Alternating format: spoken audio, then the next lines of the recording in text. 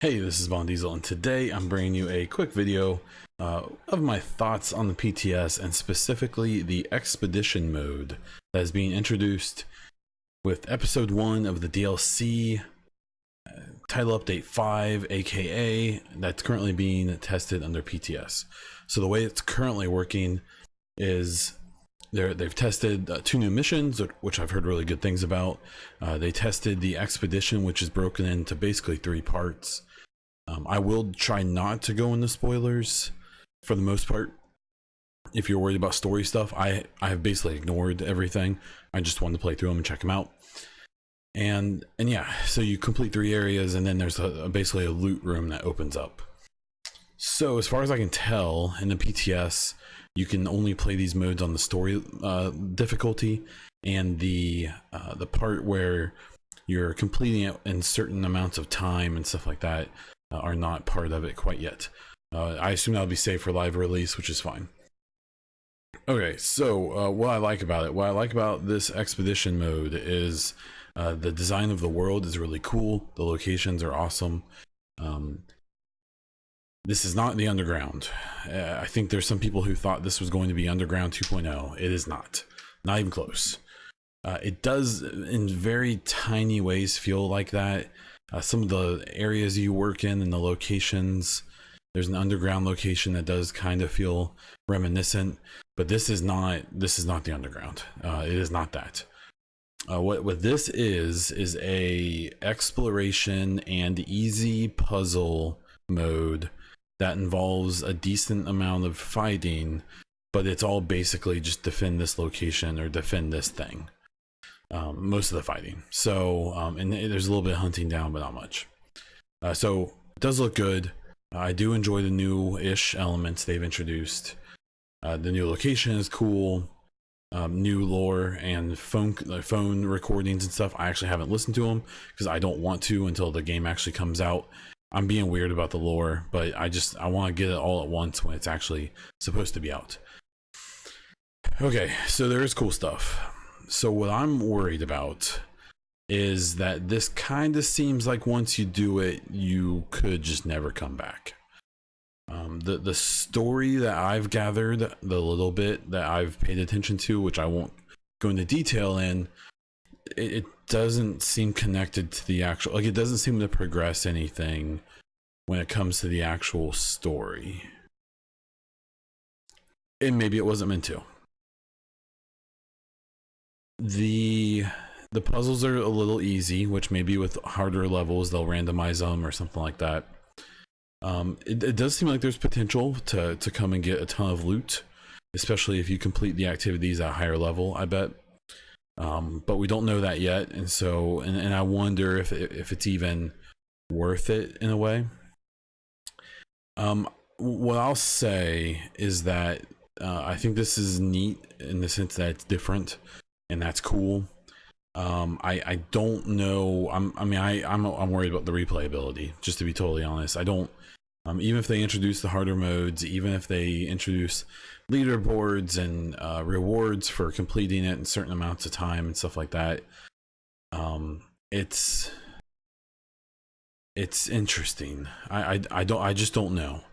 So I want to reserve my final thoughts until the update comes out. But what I'm worried about is that while someone like me who cares about the lore and will basically like anything that comes out for this game, and I will be honest about that, I'm definitely a fanboy, but I also think I can be honest, and I feel like I have a decent finger on the pulse of the community, and I'm afraid that this is going to come out, and if people were anticipating at least this first expedition to be like an underground type content, even like Last Stand or Survival or something like that, it is not.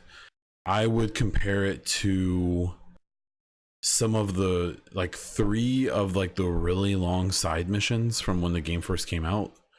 I wouldn't call each little area like a mission.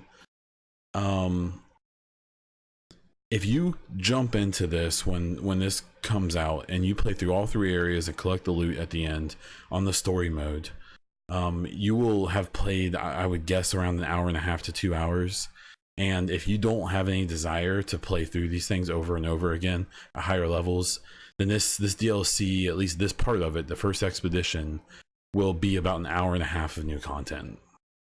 And so if people are expecting, you know, tens of hundreds of hours of material from this, I don't think we're gonna get that.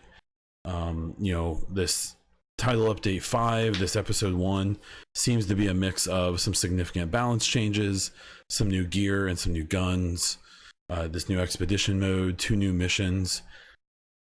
I'm gonna guess that the star of this update is actually gonna be the 2 new missions. I've heard they're both pretty good, and I've heard that the Outcast one at the zoo is really good. I'm not playing it yet until live because I'm lame. I want to wait to experience it with my normal character, and the skill changes. I really think that this expedition may go down as kind of the meh content, and I don't like saying that because it's really well crafted. There's voice acting, there's new recordings, there's special unique models and stuff like that of some stuff. This wasn't phoned in. I don't think that's a thing. I'm just worried that people are expecting something that they're going to be able to sink 100 hours in, and maybe you can, but I don't think I will. And I may change my mind on that when it actually comes out. What I will also say I'm concerned about is that I kind of hope, I think this is cool, it's fine, I guess, but if the Pentagon ends up just being another expedition like this, where we just go to the Pentagon and there's like a few areas we clear, and then if it's the same format, and heaven forbid if the New York City, the 3rd DLC, is where we travel to New York City, to a very small part of it, and go to 3 different areas and complete some relatively simple task, I think people are going to be pretty upset. I think I will be. Now if this expeditions things becomes like episode 2 comes out, this Pentagon mode is some new mode, something like underground or something like that, and then there's also like an expedition that comes out, like another expedition on the side that isn't the Pentagon, that could be cool. I think that's really, really neat. But if New York and Pentagon come out and it's just like, go to these 3 areas and do some stuff, that's it, I'm gonna be pretty upset. And I'm going to understand if people push back on that and aren't happy about it. Obviously I don't know that, and I'm willing to keep my mind open until we find out. But I'm a little tilting my head about this whole thing. So I'm excited for episode 1 still. I think it should be interesting. I want to play through this with my real character, with all the changes that we're getting, get some of this new gear and stuff like that. But I just don't, I think people need to temper their expectations, and maybe realize that this isn't gonna be like a new Underground. I've seen someone say that already. I don't think they really gave that expectation, but it still seems like people are going that way, and I would not expect this to be a new Survival. I think that there's going to be a number of people who latch onto this and will play it and replay it quite a bit, at least until they collect all the rewards and stuff like that.